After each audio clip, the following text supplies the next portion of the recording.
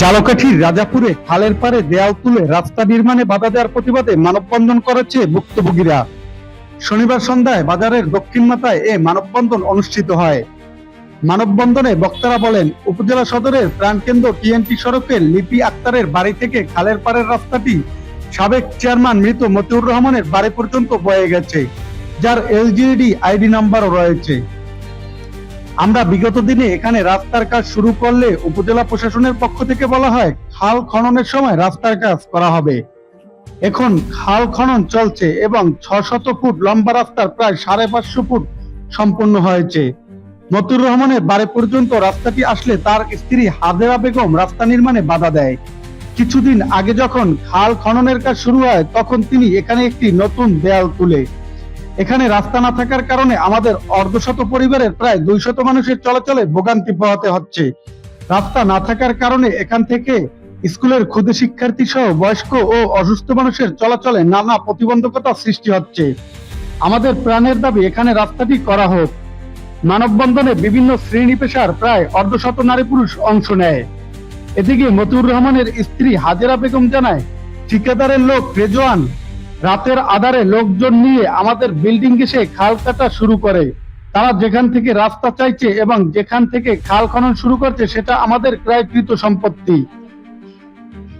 লিপি আক্তারের বাসা পর্যন্ত শাসার এখানে আমরা ২০০ ফ্যামিলির মতো এই ভিতরে রাস্তার ভিতরে ২০০ ফ্যামিলি আছে। এখান থেকে যাতায়াতের ব্যবস্থা ছিল, রাস্তা ছিল, ওটারে ওয়াল দিয়ে আটকাই দিছে মতিউর চেয়ারম্যানের স্ত্রী এবং তার স্বজনরা। এরপরে এখন খাল কাটতে আসার পরে এখান থেকে রাস্তা বের হবে, কিন্তু খাল কাটতে দিচ্ছে না, রাস্তাও আর কি বানাইতে দিচ্ছে না।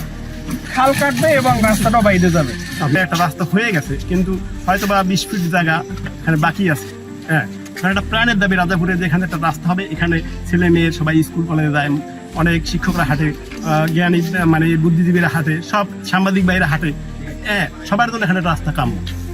আর সন্ধ্যার পরে এখানে রাস্তা না হয়, এই ভূতের গলি হয়, এখানে মদের জুয়ার আড্ডা হয়। আমাদের সকলের প্রাণের দাবি যেখানে একটা রাস্তা হবে। খালটা খনন কাজ প্রায় ৯৫% ক্লিয়ার হয়েছে, কিন্তু এখানে জনৈক মরহুম মতিউর রহমানের স্ত্রী এখন এই মনে হয় ৪০ ফিট জায়গা আছে, এই ৪০ ফিট জায়গা আমাদের করতে দিতেছে না। এবং এই জায়গা আমরা প্রায় ১ থেকে ১৫০ ফ্যামিলি চলাচলের জন্য এই রাস্তাটা গুরুত্বপূর্ণ। এই রাস্তাটা না হলে এই লোকগুলা একদম মানুষ অসুস্থ হলে বা একজন মানুষ মারা গেলেও বের হওয়ার কোনো জায়গা নেই। খননের যখন কাজ শুরু হয় প্রথম থেকে, তো তখন আমরা এইখান থেকে রাস্তা থেকে হাঁটা চলা করছি, এই যে পাশে আমাদের রাস্তাটা। তো হাঁটাচলা করার পরে যখন এদিকে খাল খনন করতে করতে আপনার বাইপাস পর্যন্ত আসে, তখন এখানে একটা দেয়াল দেয় সাবেক ভাইস চেয়ারম্যান মতিউর রহমানের। উনি আওয়ামী লীগের সময়, ওনারা সকলে আওয়ামী লীগ পরিবারের, এবং তখনকার আমরা বাধা দিলে আমাদেরকে বিভিন্ন ধরনের হুমকি দেন। তো ওই জন্য আমরা অনেকবার বাধা দিছি এবং ঝালকাঠি ডিসি বরাবর আমরা দরখাস্ত দিছি এবং ইউনো বরাবর আমরা দরখাস্ত নিয়ে গেছি।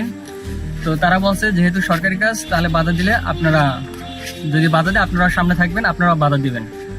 ইউনো মহোদয় বলছিলেন যে রাস্তাটা তো যেহেতু নষ্ট হয়ে যাচ্ছে, রাস্তাটা আপনি মাটি থেকে বেঁধে দিয়ে আসবেন। আমি রাস্তা বেঁধে দিয়ে আসছিলাম, মন্ত্রী চেয়ারম্যান এখানে এরিয়া যখন ঢুকি তার আগে আমাকে বাধা দিছিল। এখানে বসবাস করি, আমার নিজস্ব ক্রয়কৃত জমি। আর এখানে রাত্র ঠিক ৯টার সময় অতর্কিত এসে ওই বেকু টাইন দেয়া টের পাইতে এসে অনেক লোকজন আমার ওই ঘরের পাশে দালানে ধাক্কা পড়ছে। আমি দরজা খুললে দেখি যে আমার গাছগুলো সব বেকুর দিয়ে লামাইতেছে আর জাগর দিতেছে। রেদান এবং ওই পাশের জহিরুল হক, আবদুল্লাহ, তারপর ওই মাহফুজুর রহমান, ওই মন্নান, এরকম প্রায় ৩০ জনের বেশি মনে হয়।